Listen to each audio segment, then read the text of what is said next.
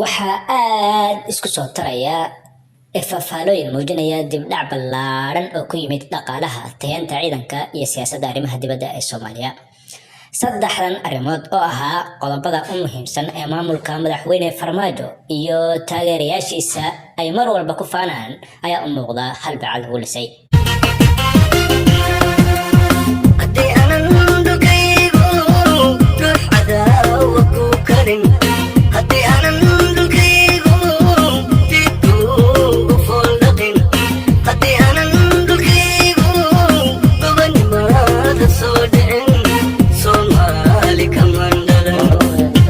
miisaaniyaddu intay ahayd maanta ay ka badan tahay ku talagalkaygu 350 milyan.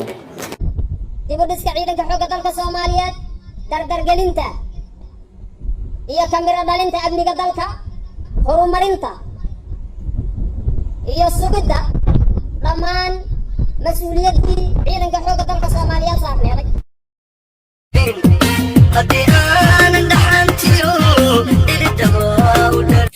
haddaba iyada oo ay dad badani qirayaan dadaalka iyo horumarka dowladda ee 3 sano ee u horeysay ayaa haddana waxaa si weyn u muuqda dib u dhac ballaaran oo ku yimid guulihii la gaadhay.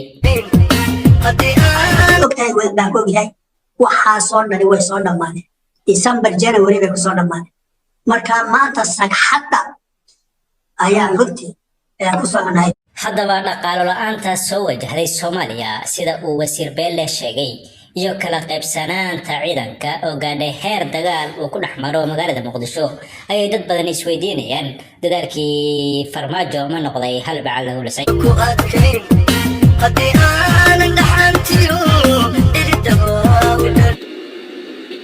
qodobka koowaad waxa ciidanka uu ka gadooday in xal loo helo oo ah systemkan doorashooyinka iyo qaabkan iyo systemkan in xal loo helo.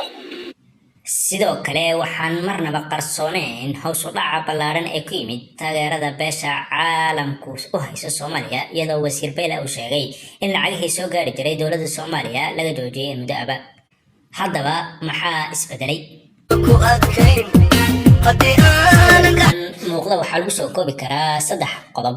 1 qalalaaso siyaasadeed oo laga maarmi karay. 2 cudurka adduunka wada saameeyay ee coronavirus. 3 xukuumaddii shaqada waday oo isbedeshay oo uu kow ka yahay macallinkii siyaasadda arrimaha dibadda ee Soomaaliya wasiir Axmed Cawad oo u muuqda in aad loo tabay.